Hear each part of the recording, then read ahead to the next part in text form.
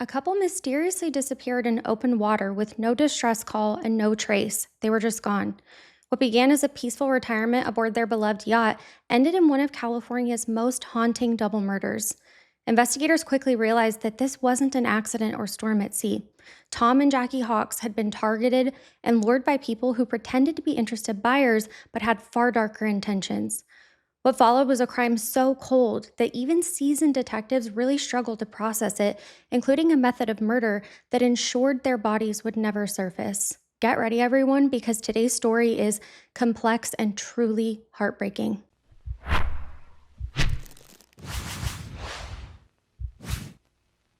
Welcome to the True Crime Nurse, everybody. My name is Kat, and I'm a registered nurse who loves all things nursing and true crime.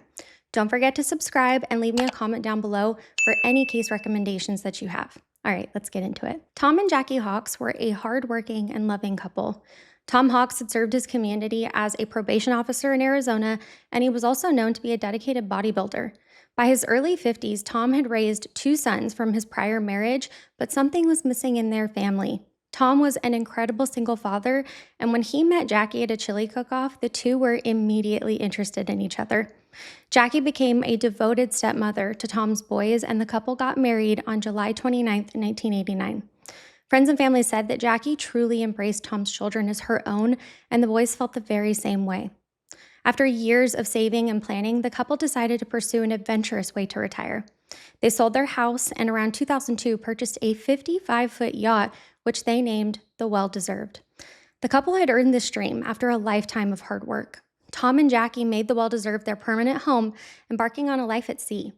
For about 2 years, they lived on the yacht, sailing all along the Pacific coast and into the Gulf, exploring coves and countless beautiful towns. They were literally living their dream life. By 2004, however, a new dream was on the horizon. The Hawks' first grandchild had been born. So, to be closer to family and especially their newborn grandson, Tom and Jackie decided that it was time to sell their yacht and return to life on land. Their plan was to purchase a home near Prescott, Arizona, or at least base themselves on shore so that they could be more involved as grandparents and also sail whenever possible. The couple placed an advertisement in a yachting magazine listing the Well-Deserved for $465,000.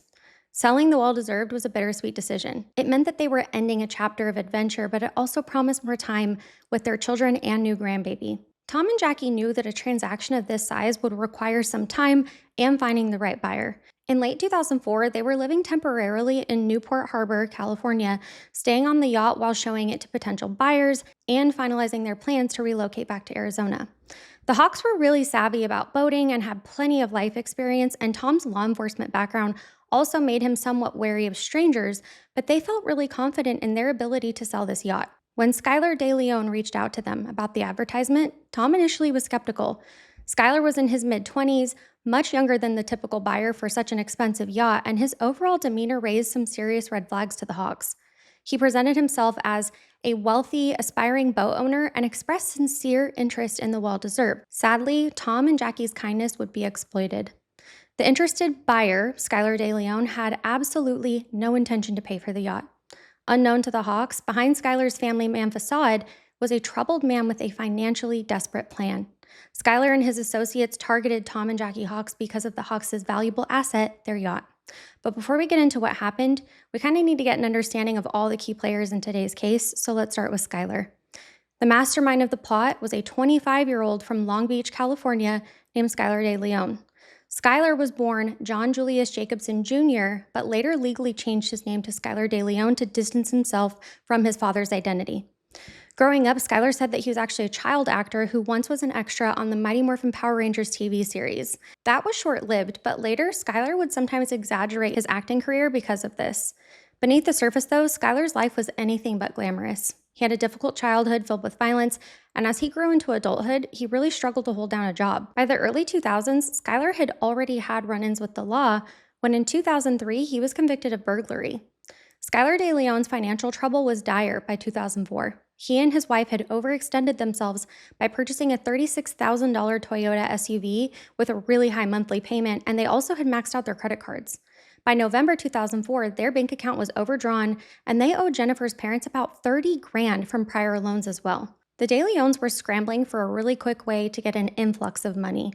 This financial distress is what led to Skylar's plot, and this is what made him decide to kill for it. Jennifer was Skylar's 24-year-old wife at the time of the murders. She married Skylar in 2002. In late 2004, the couple had a 9-month-old daughter, and Jennifer was pregnant with her second child. Jennifer's background was clean, unlike Skylar's, because she didn't have a criminal record prior to today's events. In many ways, Jennifer was seen as the more grounded partner in their marriage, but everyone also knew that she wore the pants and made all the decisions in their relationship. Another pivotal figure in today's case is Alonzo Machane, who was a then 21-year-old who became Skylar Deleon's right-hand man. Alonzo's path crossed with Skylar's in a really unusual way. He worked at the Seal Beach City Jail as a jailer, and Skylar was there as an inmate on a work furlough sentence from his burglary charges. Skylar conned Alonzo into believing that he was wealthy and claimed to make more than $2 million a month doing secret missions all around the world. Alonzo admired Skylar and apparently believed him. By October of 2004, after his release from that furlough program, he approached Alonzo with a proposition when he asked if Alonzo would like to make a few $1,000,000. Unemployed at the time, Alonzo agreed to hear Skylar's plan. When Alonzo asked how this could be done, Skylar's reply was, "It isn't illegal unless you get caught." Skylar also said that he sometimes did jobs involving murder for hire, and he knew of a couple, the Hawks, that he needed to eliminate. Skylar portrayed the Hawks as evil people. Skylar assured Alonzo that by removing them, they would be doing the world a favor, even though they'd be doing it in exchange for money. Skylar promised Alonzo hundreds of thousands of dollars once they gained control of the Hawks' assets. Another one of the conspirators in today's case is John Fitzgerald Kennedy, with no relation to the former president, by the way. He was a 40-year-old former gang member from Long Beach who became a last-minute recruit on the day of the actual murders. Kennedy's background was violent. He had been part of the Insane Crips gang and had prior convictions of attempts of murder. When Skylar approached him, Kennedy was out of prison and even was working as a youth pastor.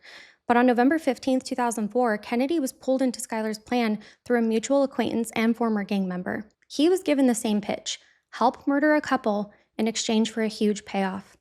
Kennedy's agreement was chillingly casual. He agreed. While not present at the murder scene, Myron Gardner Sr. had an indirect but significant part in today's story too. Gardner was an acquaintance of Skylar's from a past job. Like Kennedy, he was also a former Insane Crips member with a criminal past, including involuntary manslaughter. Skylar initially approached Gardner to be involved in the Hawks murder, but Gardner opted out. However, he did assist by connecting Skylar with someone much more capable of violence, John Kennedy. Together, this group of people orchestrated a crime that was as elaborate as it was cold-blooded. Now that we know sort of who everybody is, it's time to talk about what happened. On November 6, 2004, Skylar and Alonzo drove to Newport Beach to meet the Hawks in person for a sea trial. This was supposed to be a test cruise to demonstrate the boat and kind of talk more about the sale. Unknown to Tom and Jackie, Skylar and Alonzo arrived that morning with the plan to murder them. The men had their recently purchased stun guns and handcuffs ready to go, and their plan A was vicious. Once out at sea, they would take control of the couple and the boat, and then they would force the couple overboard. However, Skylar began to doubt that he could take Tom down by himself. Tom was in his late 50s, but like we already mentioned, he was very fit since he was a retired firefighter and probation officer who kept in shape like a bodybuilder. Alonzo said that Tom was noticeably bigger and stronger than Skylar. This physical reality check made Skylar uneasy. During the test run, Tom and Jackie showed their guests around the well-deserved and spoke a lot about the boat, of course. Alonzo noticed that at some point, Skylar's demeanor shifted. Skylar decided to abort the plan for that day, and there was no attempt to harm the Hawks on November 6th. I wish that I could say that that's where today's story ended, though. Instead, Skylar shifted to plan B, gain their trust more fully, and arrange another opportunity with better odds in their favor. Meanwhile, Tom asked normal questions about Skylar's background and wanted to know more about his interest in the boat. Skylar mentioned that he was married and had a new baby, painting himself as this family man with stable finances. Tom and Jackie also mentioned their reasons for selling. Skylar later told Alonzo that he noticed that Tom and Jackie gave slightly different explanations for selling. One said to be closer to their grandchild, and another said something about Arizona. Skylar used this inconsistency to justify the idea that the Hawks might be bad people overall. In reality, the Hawks' reasons were for family and retirement, but Skylar was grasping at straws to make it easier to justify murdering them. Tom Hawks ferried the two men back to shore in the dinghy and chatted with them about banks, discussing how a transaction of this size might be handled if they went through with the sale. During that ride back, Tom learned that Skylar's wife and child were around, and he wanted the Hawks to meet Jennifer and the baby to paint themselves as this wholesome family interested in the yacht. Immediately after the boat ride, Skylar and Alonzo stepped to the side to regroup privately. Skylar was worried that the Hawks were not easy prey, and he realized that they needed to change up the plan. First, he told Alonzo that they would need a third man to help control Tom Hawks next time, and this man would ultimately end up being John Kennedy. Second, Skylar was aware that the Hawks remained wary of him because he hadn't closed the deal or provided proof of funds yet.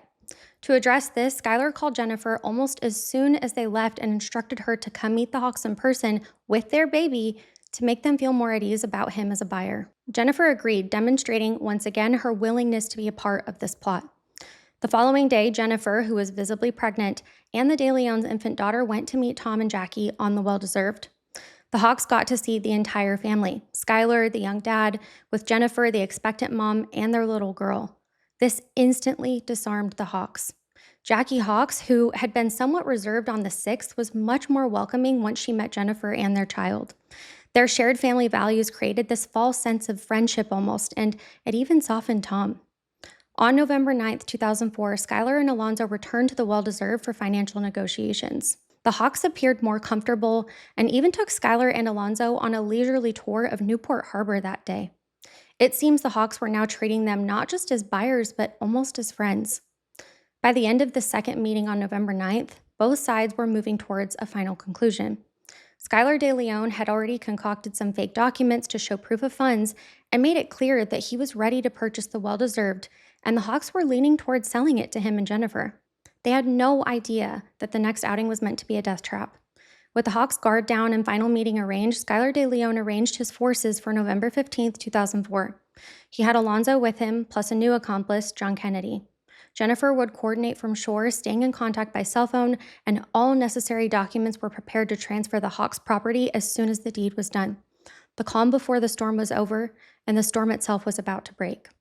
Monday, November 15, 2004 in Southern California was like any other beautiful day. Early that morning, Skylar Deleon was busy coordinating with his accomplices. Records show that around 7:30 in the morning, Skylar began making calls from Long Beach, where he lived, to organize everybody into their place. He also called Alonzo and Jennifer first thing. Alonzo returned Skylar's call, and Skylar drove over to pick him up. By this time, Alonzo was fully aware that the plan was to murder the Hawks that day. He later testified that he was nervous but was focusing on the promised money. Skylar's call to Jennifer that morning would have been to discuss last-minute needs and to ensure that she was ready to play her part from the shore. She would stay near a phone to handle any issues, receive updates, and be prepared to assist after the murders. There was a lot of phone traffic that day between Skylar and Jennifer, emphasizing how coordinated this effort was. By late morning, Kennedy arrived at the meeting spot in Los Angeles to join Skylar and Alonzo. This was the first time Alonzo met Kennedy, and possibly the first time Skylar and Kennedy had met in person too. Skylar quickly explained the plan to Kennedy. They were going to go out on a boat with a couple, subdue and kill them, and take their yacht and money. In exchange, Kennedy would get a share of that money. By early afternoon, Skylar, Alonzo, and Kennedy were on their way down to Newport Beach in 2 separate vehicles. At 1:35 p.m. per phone records, Skylar called Tom Hawks to confirm that they were on their way to meet him at the harbor. Tom and Jackie were already prepared. They had spent the morning cleaning the boat, gathering any documents, and they were eager to wrap up the sale and start their journey back to Arizona. Tom had arranged for his brother, Jim Hawks, to check in soon since they actually planned a trip out to sea as well. Jim later said that he left a business card on the boat that day when he didn't find Tom at the dock. More to come on that soon. By mid-afternoon, the 3 conspirators arrived at Newport Harbor dock. Tom Hawks ferried them from the dock to the well-deserved using that small inflatable dinghy that he had before, and everything seemed normal. Skylar introduced John Kennedy to Tom using a cover story. He told Tom that Kennedy was his accountant. This lie served 2 purposes. It explained Kennedy's presence as part of the sale process, maybe to handle the financial paperwork, and it also reinforced that impression that Skylar was a person of means and who even had an accountant. Jackie was already aboard the yacht and greeted them as they climbed onto the deck. It was the last time anyone on land saw Tom and Jackie alive, heading out cheerfully from the harbor with what seemed to be legitimate buyers. At approximately 3 p.m., the well-deserved motored out of Newport Harbor and into open water. The plan was to get far enough from the shore so that no one could hear their cries for help and no sudden return could be easily made by the Hawks either. The well-deserved was equipped with a GPS chart plotter that would later provide crucial evidence to support this. It recorded that at 4:21 p.m., someone input 2 waypoints or destinations into the system, one about 1.25 miles out of the Newport Harbor and another 55 miles offshore. These points indicate the intention, likely set by Skylar, to navigate just beyond the busy harbor where fewer boats would be around and eventually toward a spot very remote into the ocean to carry out the final act. 55 miles off the coast would be deep into the ocean, and this is a place where even if a body were dumped, discovery would be highly unlikely. Shortly after leaving the harbor, Skylar told Tom that he wanted to inspect the yacht's hull and asked to borrow a wetsuit. Tom obliged, and the yacht was stopped out on the water.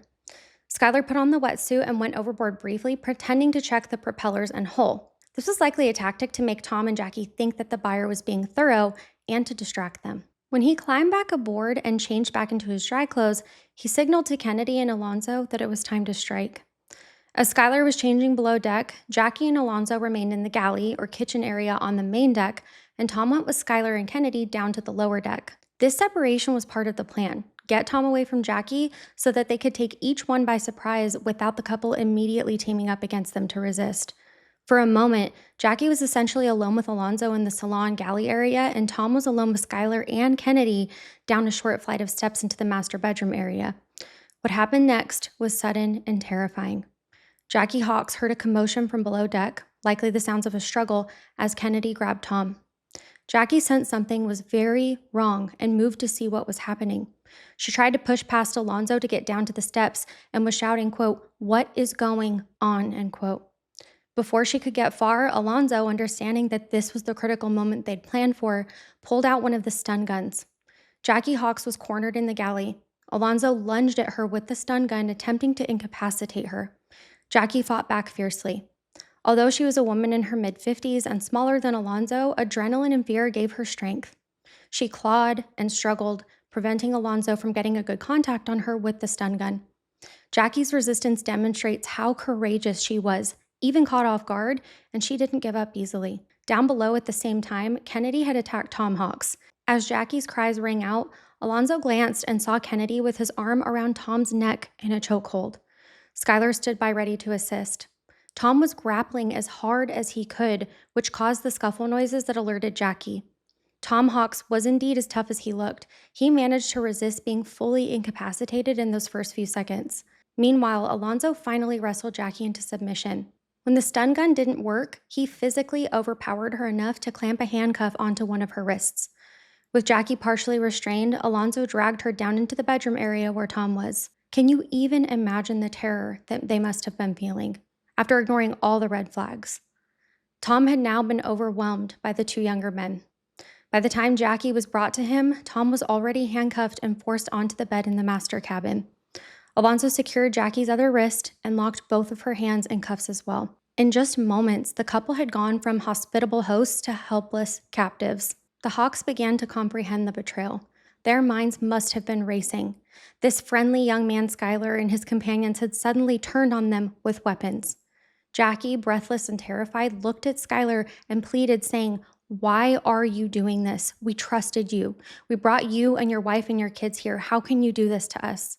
What she said to Skylar reflects genuine shock and heartbreak. The Hawks genuinely had trusted him. Jackie's voice broke as she cried out, saying she repeatedly did not want to die. She mentioned their grandbaby and begged them to spare their lives so that they could see the grandbaby again. Skylar Deleon showed no mercy. He needed the Hawks alive and compliant just a little bit longer to sign over their assets, so he assured them with lies.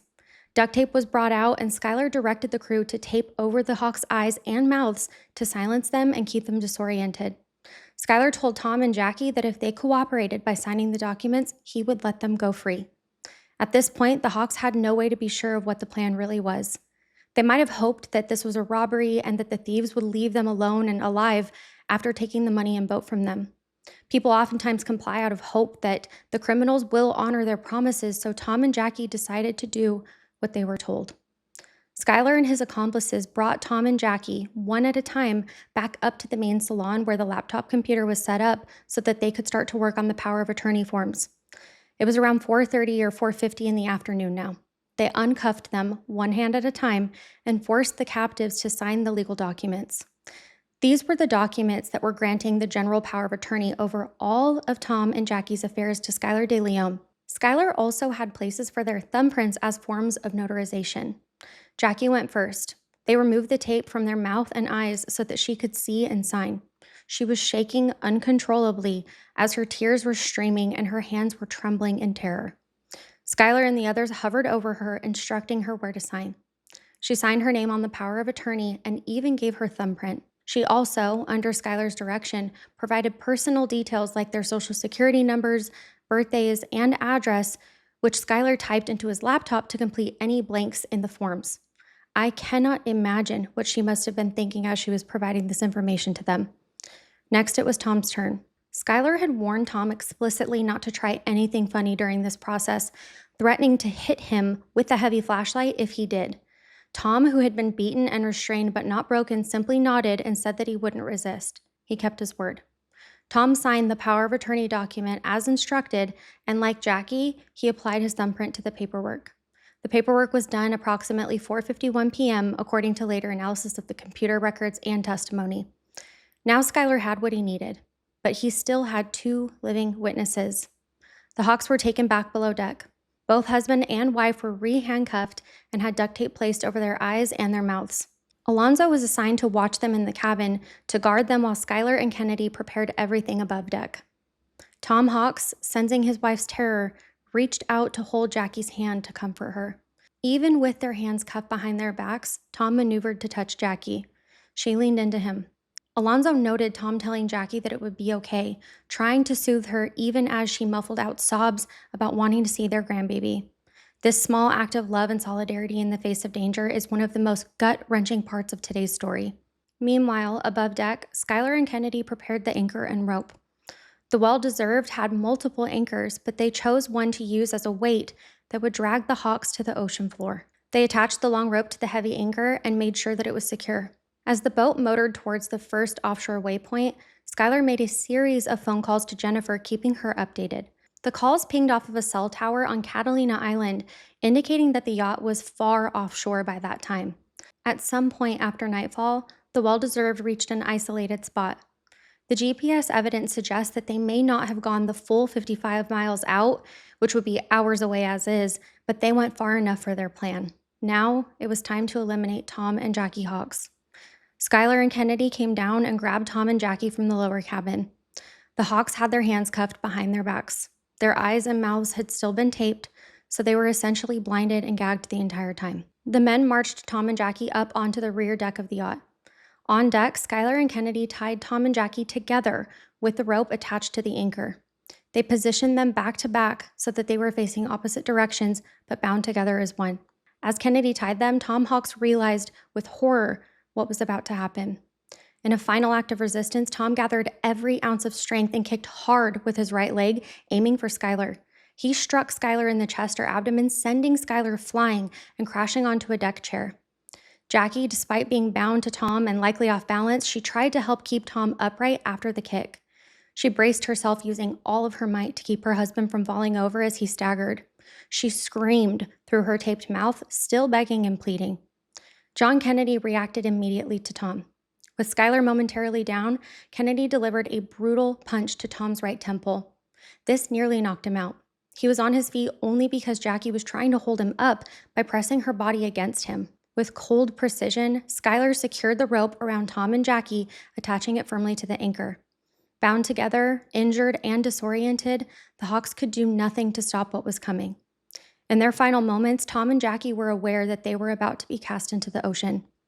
Skylar hoisted the anchor up and heaved it over the side of the yacht, while Kennedy shoved Tom and Jackie overboard. The anchor's weight yanked the rope taut in an instant. Jackie's body hit the side of the yacht as they went over. In the next second, the anchor plunged into the dark water and the rope ripped them into the ocean. Both Tom and Jackie, tied tightly together in handcuffs, were dragged beneath the waves in just seconds, pulled down by the sinking anchor into the depths of the cold, dark Pacific Ocean. Death by drowning in this matter would have been quick but terrifying. Their bodies, bound to that anchor, disappeared beneath the surface, never to be seen again. Skylar Deleon wasted no time controlling the situation. He turned the well-deserved around from the murder site and began piloting it back towards shore immediately. As the yacht made the way through the dark waters, the men quickly ransacked the Hawks boat for anything of value. Alonzo found a sizable envelope filled with cash, and the three men split the cash 3 ways right then and there. It shows the greed at the heart of this crime. They also gathered jewelry and other portable valuables that Tom and Jackie had on board. Wedding rings, electronics, decorations, anything that could be worth money or tie the Hawks to the boat was taken or thrown overboard. Alonzo later stated that Kennedy even helped himself to a drink from the Hawks' supplies when he grabbed a beer, popped it open, and began fishing off the back of the yacht as they headed towards the harbor. Let me know in the comments down below if you find that as disturbing as I do. For Kennedy, apparently, homicide was just another day's work followed by a cold beer. Meanwhile, Alonzo worked to get rid of any incriminating evidence.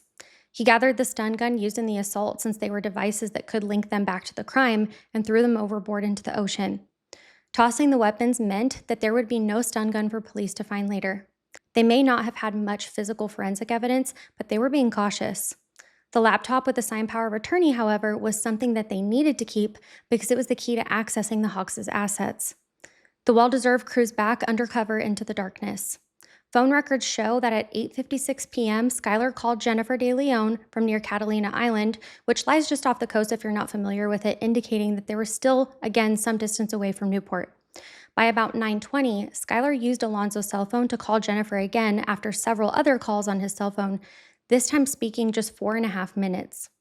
When they reached the dock around 11 p.m., Skylar dropped off Alonzo and gave him clear instructions.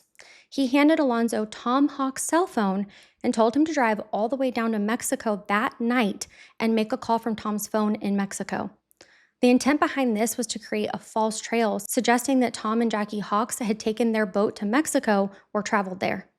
If Tom's phone pinged in Mexico or made a call from there, then it could mislead investigators into thinking that that's where they were last. Alonzo, being the obedient accomplice, did what he was told. He drove off into the night towards the Mexican border. Skylar and Kennedy stayed at the dock to tidy up any obvious signs of struggle on the boat.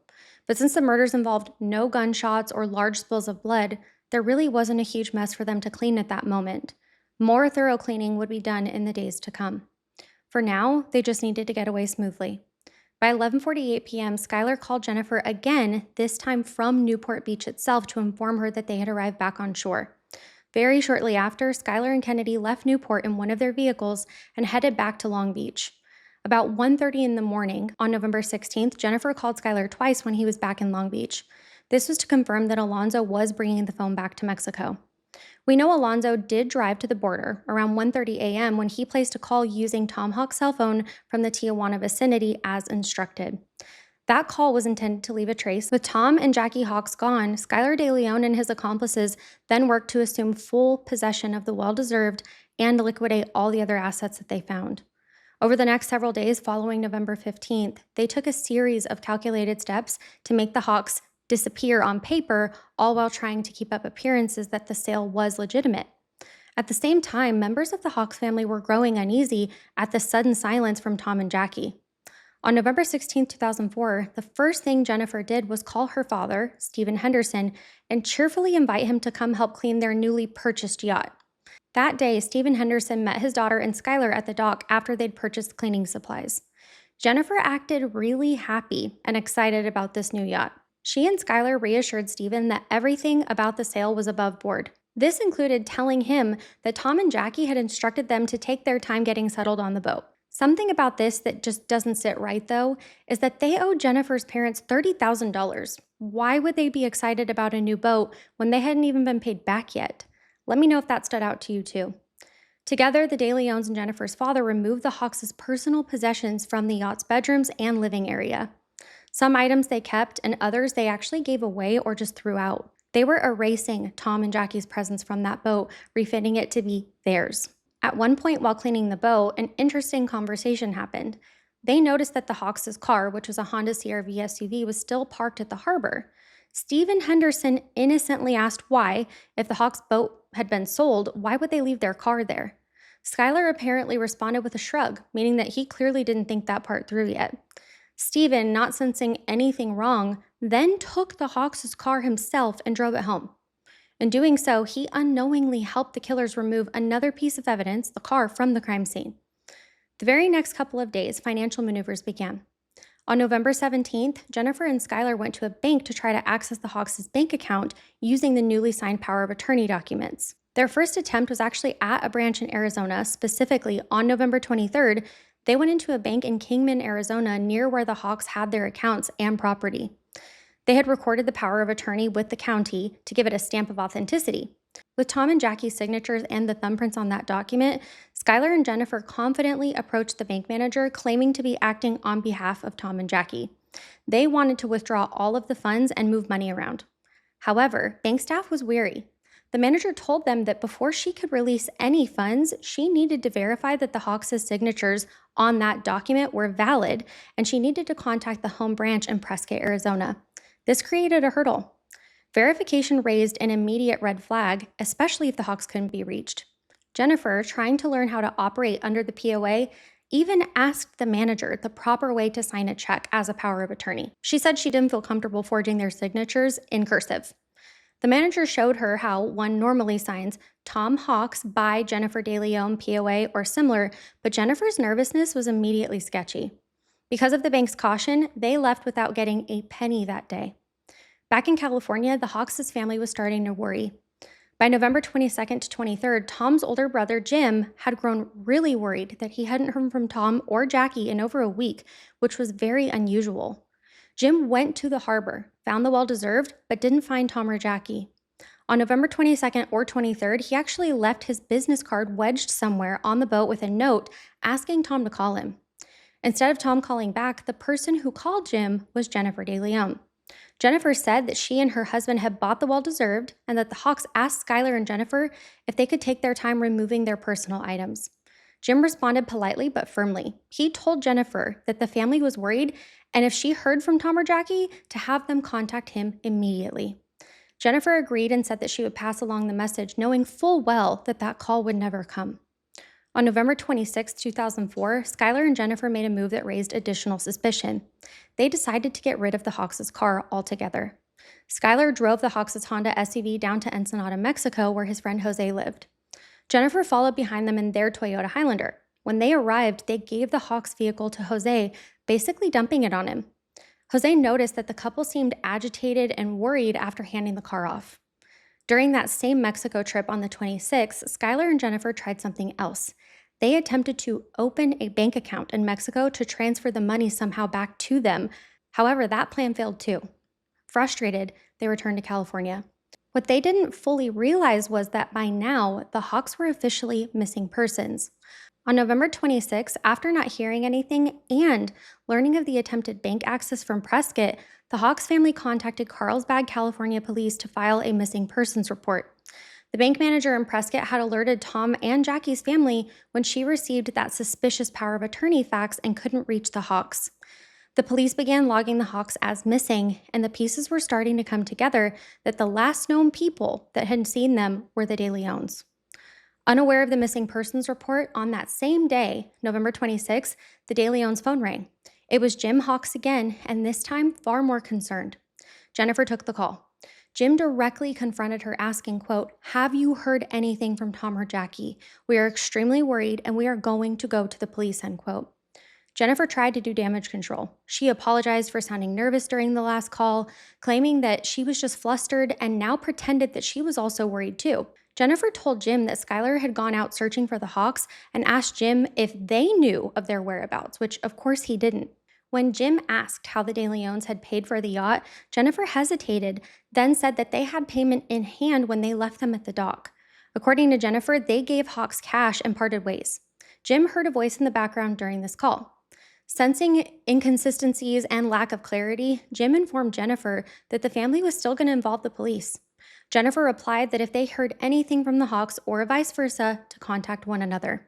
By the end of November, a yacht broker escrow agent named Kathy Krensick became another crucial figure. She handled yacht title transfers and had been in touch regarding the sale of the well-deserved.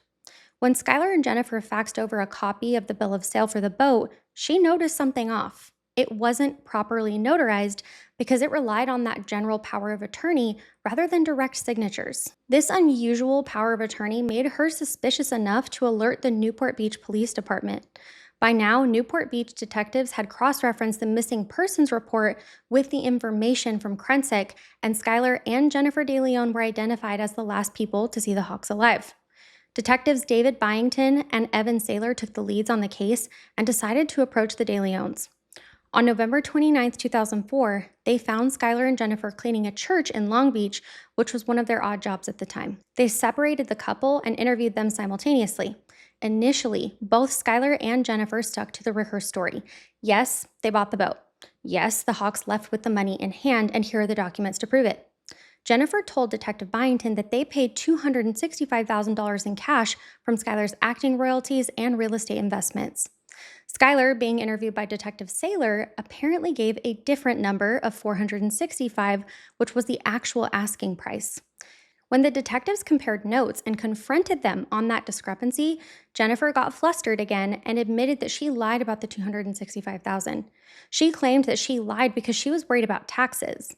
Now, both of them had aligned and they said, okay, yes, it was $465,000 cash that they paid them. This explanation was weak, but the Deleons doubled down. Skylar then spun a new tale. The cash actually came from narcotics deals that he had been involved in. This was a shocker. He was essentially saying to them that he was laundering money by buying the yacht. It's shocking that he would confess this serious of a crime like laundering to avoid suspicion of murder, but in his mind, admitting to a lesser crime was preferable. Jennifer corroborated the drug money story. The detectives knew that things weren't adding up, but they had no proof of foul play at that exact moment, so they asked to see the sale documents. Skylar and Jennifer led the police to their motel room. They were temporarily living in a motel due to a fire at Jennifer's parents' home. They produced copies of some documents, including the power of attorney and an unsigned bill of sale. The lack of a signed bill of sale was very telling. Skylar and Jennifer couldn't produce one because, of course, none existed. The Hawks never willingly sold the boat to them.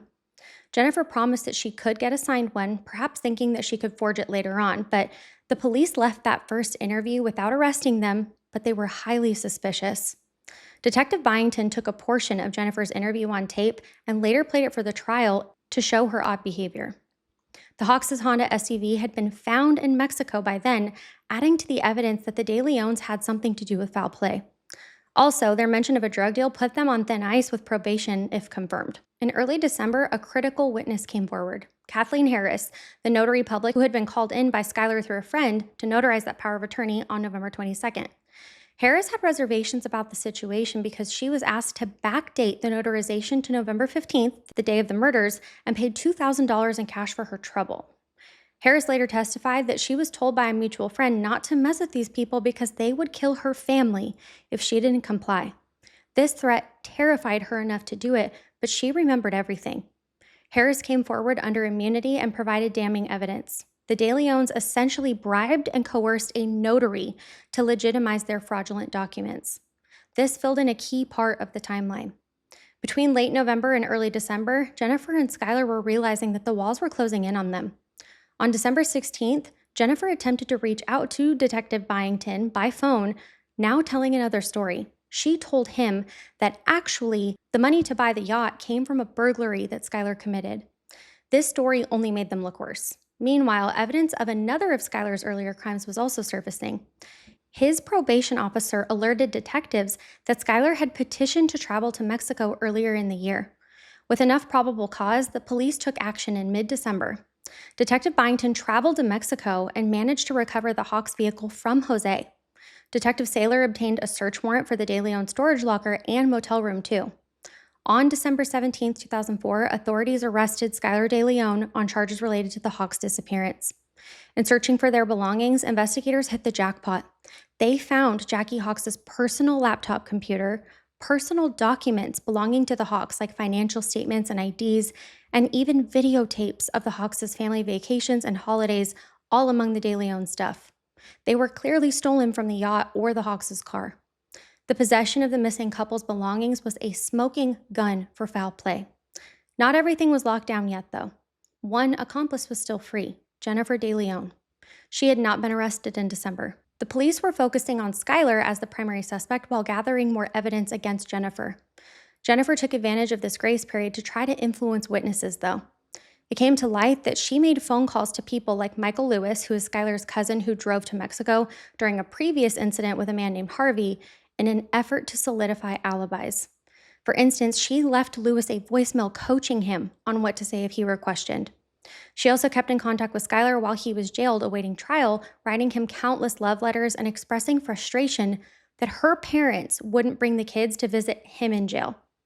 These letters, which of course were intercepted, showed her continued loyalty and involvement and even a sense of betrayal by her parents for not supporting Skylar.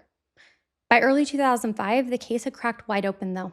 The weakest link, Alonzo, had fled to Mexico after the murders. In February 2005, Detective Keith Krallman managed to speak by phone with Jennifer, pressing her about various inconsistencies, and mentioned that man with the van, Harvey, who ended up dead, had ties to Skylar too. Jennifer continued to deny knowing what happened to the Hawks, but when asked about Harvey, she slipped, acknowledging the man with the van who was found murdered in Mexico. In March 2005, Alonzo surrendered to authorities after returning from Mexico, and he confessed everything. Alonzo agreed to tell the entire truth in exchange for being spared the death penalty. He gave a detailed account of the conspiracy, the murders, and the involvement of everybody. With Alonzo's cooperation, prosecutors now had the eyewitness testimony necessary to charge not only Skylar, but also Jennifer, Kennedy, and others for the murders. Jennifer Deleon was arrested in April 2005 and charged with 2 counts of murder and as an aider and abettor. John Fitzgerald Kennedy was also arrested and charged. Their cover had completely crumbled. What began as a scheme to steal a yacht and money had ended with multiple arrests and trials for multiple murders, because investigators also connected Skylar to the Harvey murder, which would be tried jointly with the Hawks case. The Deleons never got to spend the Hawks' money or enjoy the yacht. They ended up behind bars instead. Jennifer, who had divorced Skylar by the time of the trial, had taken back her maiden name to Henderson, was the first to face a jury. The trial of Jennifer Henderson for the murders of Tom and Jackie took place in late 2006 in Orange County, California. Prosecutors charged her as an aider and abettor now and co-conspirator, even though she wasn't physically present for the murders. The theory was that her involvement in planning, cleaning up evidence, and everything else, and attempting to profit from the crime made her just as guilty as those who tied the knots to the anchor. The star witness in Jennifer's trial was Alonzo, who by then had secured an agreement for a reduced charge, voluntary manslaughter, in exchange for his full testimony. Alonzo took the stand and gave an excruciating minute-by-minute account of the events aboard the well-deserved. Friends and family of the Hawks who attended court were moved to tears as Alonzo calmly shared how Tom and Jackie were handcuffed, begged for their lives, and ultimately thrown overboard to drown, holding hands in their final moments. This testimony was devastating, and he described details that only an insider could know, and his remorseful tone likely made an impact on the jury too. Alonzo also shared Jennifer's involvement, how Skylar called Jennifer to come meet the Hawks after the first failed attempt on November 6th, and how her appearance with the baby changed the Hawks' demeanor, making them trust them more. He spoke of how Skylar was in constant phone contact with Jennifer on the days of the murders, including calls before and after the killings. And he explained how, after the murders, Jennifer actively participated in cleaning the yacht and lying to the Hawks' family. The prosecution also introduced evidence of Jennifer's involvement in the cover-up of the John Harvey murder, despite that being a separate case. The judge allowed this evidence to show a pattern of behavior, specifically that Jennifer had previously helped Skylar after he killed someone else for money, suggesting that she knowingly helped in the Hawks case as well. They highlighted 8 similarities between Harvey's murder and the Hawks' murder, like financial motive, Jennifer's role in creating an alibi, disposing of evidence, and more, to show that it was unlikely that she was ignorant of his plans. The defense objected strongly to this, but the court found the Harvey evidence relevant for showing Jennifer's intent, knowledge, and motive. This was a major blow to Jennifer's defense. Jennifer's strategy in court was to distance herself from the killings. Her attorneys argued that she was a naive, manipulated wife who didn't know Skylar would actually kill the Hawks. They painted Skylar as a compulsive liar and Jennifer as an unwilling accomplice after the fact, who only helped clean and cover up out of fear and loyalty, not because she planned a murder. Jennifer did not testify on her own behalf, which we know is normal. Instead, the defense tried to poke holes in Alonzo's credibility and emphasized that Jennifer wasn't physically there. However, the prosecution countered that Jennifer was not only complicit, but essential to the plot. They reminded the jury how Jennifer wore the pants and managed all their finances. Family members like her own father and brother testified that Skylar deferred to her on all decisions. Skylar's own grandmother shared Jennifer's remarks that she married Skylar for money. This undercut any portrayal of Jennifer as a clueless housewife.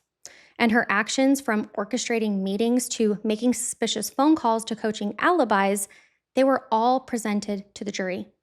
Another impactful witness was Kathleen Harris, the notary.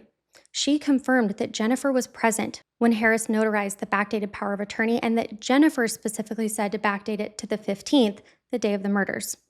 Faced with overwhelming evidence, on November 17, 2006, the jury delivered its verdict. Jennifer Deleon was found guilty of 2 counts of first-degree murder for Tom and Jackie's deaths. The judge sentenced Jennifer in early 2007 to 2 consecutive life terms without the possibility of parole. In addition, she was ordered to pay a $20,000 restitution fine. Jennifer showed little emotion at sentencing, but she knew that she would spend the rest of her life in prison. She was sent to the Central California Women's Facility in Chowchilla, and she still remains there. The trial of Skylar Deleon, who was then in the process of transitioning, took place in 2008, and due to the gravity of the charges, it was a capital murder case. The death penalty would be on the table. Skylar was actually tried jointly for 3 murders: Tom Hawks, Jackie Hawks, and John Harvey.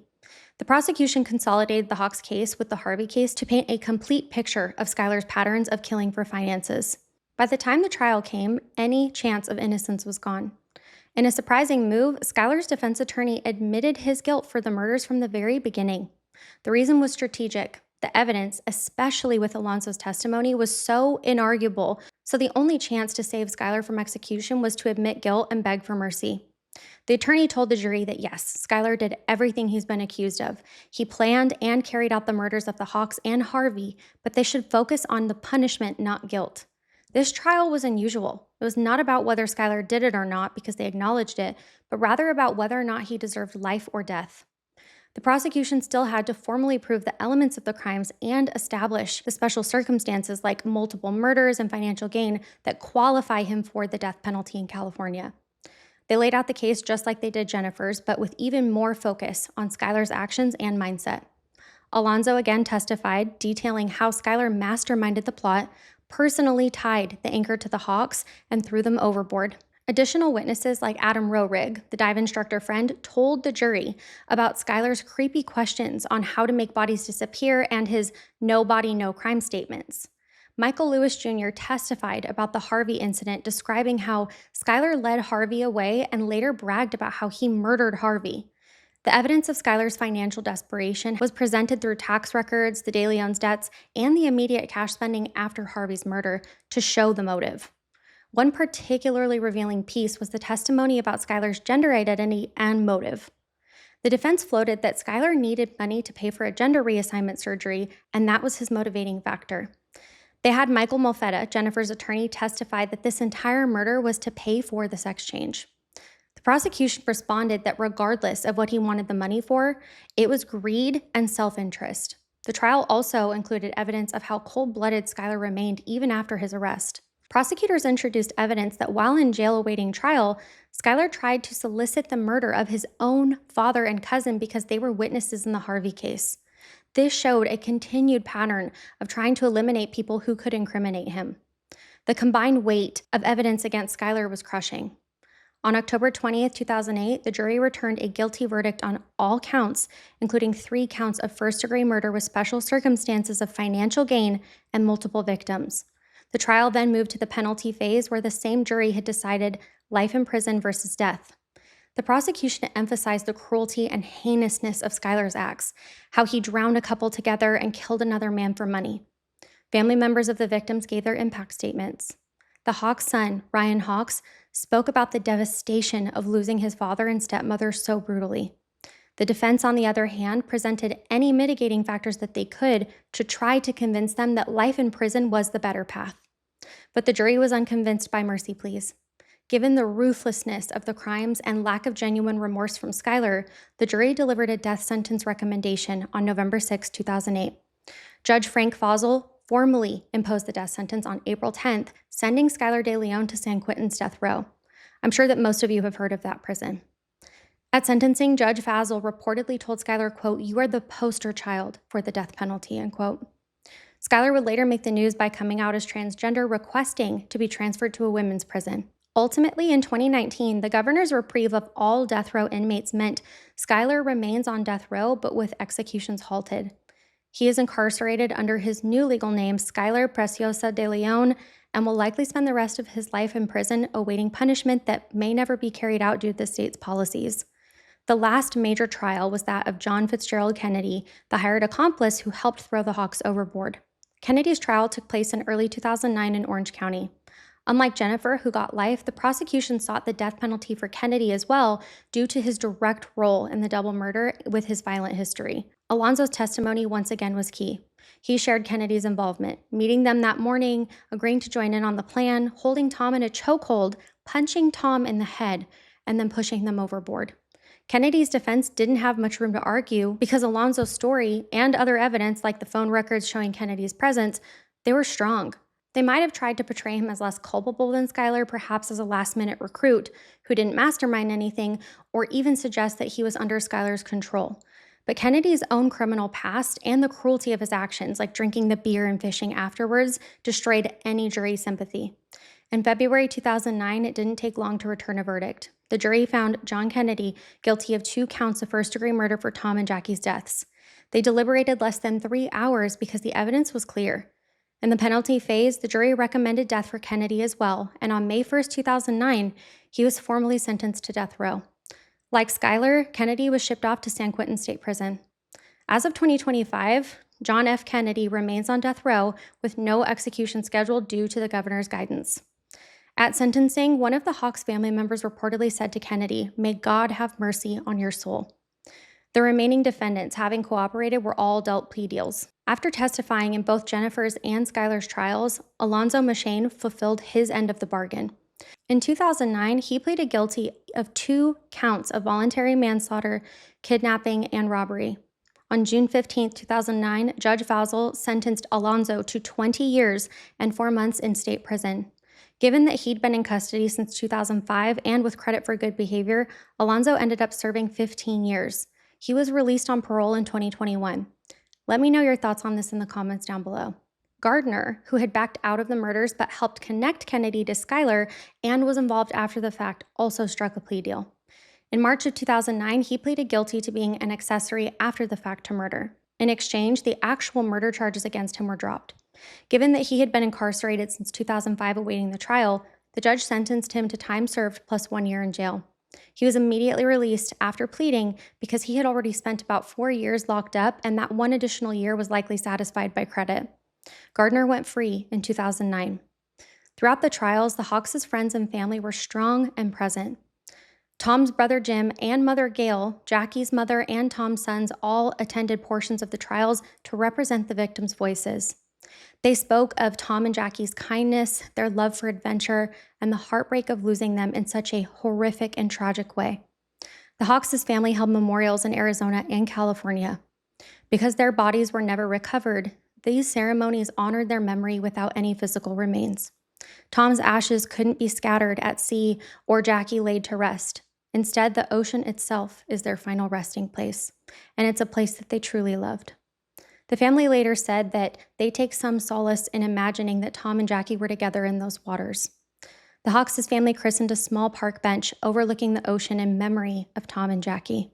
Tom and Jackie Hawks set out to live their dream and were met with the worst of humanity, but those who knew them choose to remember them for their kindness, love, and passion for life. The Hawks family could finally take comfort knowing that those responsible were held accountable. Tom and Jackie Hawks were a loving couple who deserved many more years of joy with their children and their grandbaby. I pray that they're resting peacefully and that their families are finding comfort and healing. Today's case was highly requested by many of you, so thank you all for suggesting it to me. I know that it was really heavy, and I understand why this case has been on some of your minds for a long time. If you made it to this part of today's video, don't forget to drop me a butterfly in the chat, and please take great care of yourselves this week. I'll see you next weekend. Bye.